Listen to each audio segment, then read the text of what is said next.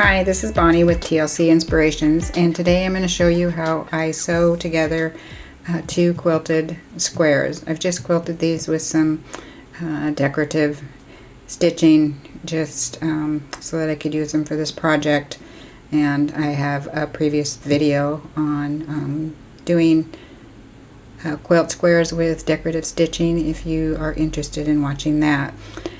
So now to connect these squares, first thing you're going to do is, obviously both sides is a right side, so you're going to put two sides together, and we're going to just take the two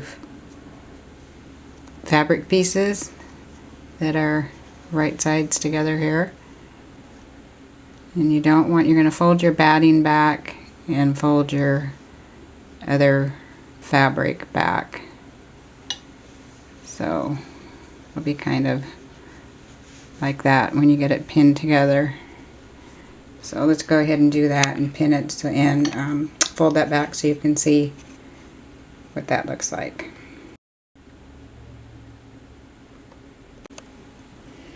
Okay, now after pressing your seam open, what I do so that I don't get the iron too hot on the batting is I put a little piece of fabric. I finger press my seam open, and then I lay a piece of fabric on top of here before I press it open, or you can kind of finger press it and then turn it over this way on your ironing board and press it either way. Okay, so we've got the seam pressed open, and our next thing is our batting, and you can see they kind of overlap, and we really don't want that bulk. We kind of want it just to come together nicely in the middle.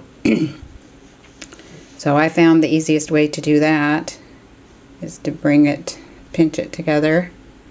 Try to keep your edges even across the top. Once you get it lined up evenly, and you kind of pinch it to the bottom a little bit. You can put pins in it along the bottom to hold it in place if you wish, or you can just kind of hold it as you go. And then you're going to take your scissors and just kind of trim off like so, all the way across, so that when it lays down, it just meets in the middle. So that's a pretty easy process. Okay, once you get it trimmed off, you can see how it meets in the middle. And there's a couple different ways that you can sew this. You can take a needle and thread and just kind of hold it together, pin it together, and then just kind of sew, back and forth, just catching the batting all the way down, just kind of like you're lacing it up. The other way is to pick it up like this.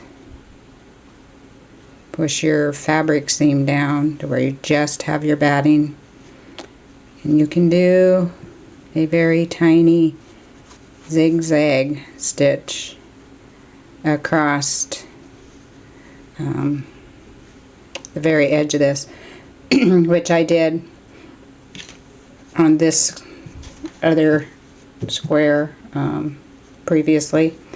This time I'm going to sew it by hand. I think sewing this part together by hand, it will lay a little smoother because it just won't be pulled as tight. We want it closed, but we don't want it tight and puckering. So I'm going to do it by hand this time. Okay, sewing this by hand.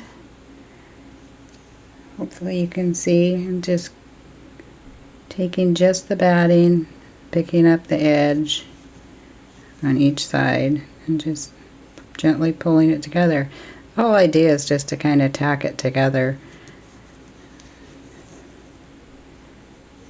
It doesn't need to be extremely secure or sewn extremely tight.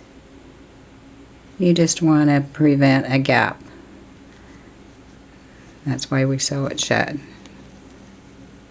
Just trying to make your piece of batting one solid piece. Basically, is what you're doing.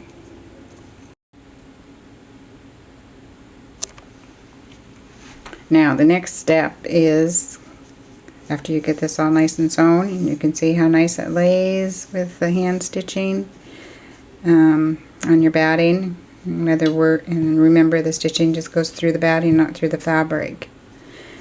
Okay, now we have this to deal with. We want to close this up, and if you need to trim any of it down, then go ahead and do so, but this is about right because you want it to overlap about 1/2 inch. You can see, because you're going to fold one of them under 1/4 inch. So whichever one, bring this one down, and then go to your ironing board and carefully press 1/4 inch, fold like so, and then you're going to sew this down by hand, not by going all the way through your quilting, but just surface stitching. And I have shown how to do that. It's done the same way as you know, hand quilting or hand piecing your quilts together. Very small stitches and hidden in the seam. So I'm going to go press this and get ready to do my hand stitching.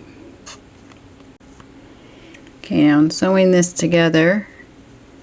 I'm going to try to come under the fabric with my knotted thread.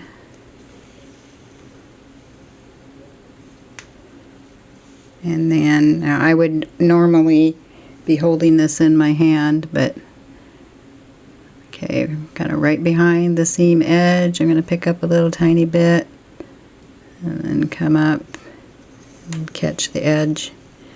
So I'm sewing right in the seam basically to hide it, and coming up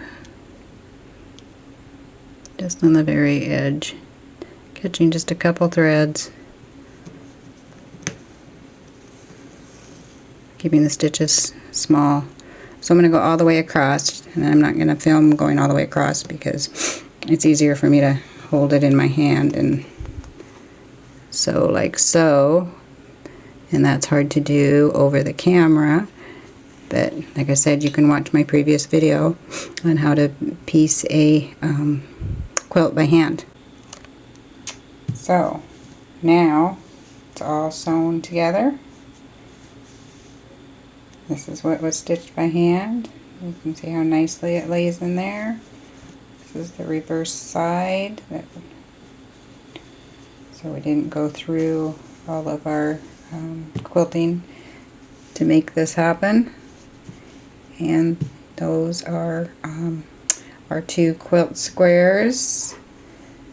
And then, now if you were making a quilt, you would continue to do that, making your row however long you wanted it. And then you would do the same thing all over again as far as connecting your squares this way. You know, same process. I hope you've enjoyed this tutorial, and stay tuned for one where I will use sashing to connect quilt squares.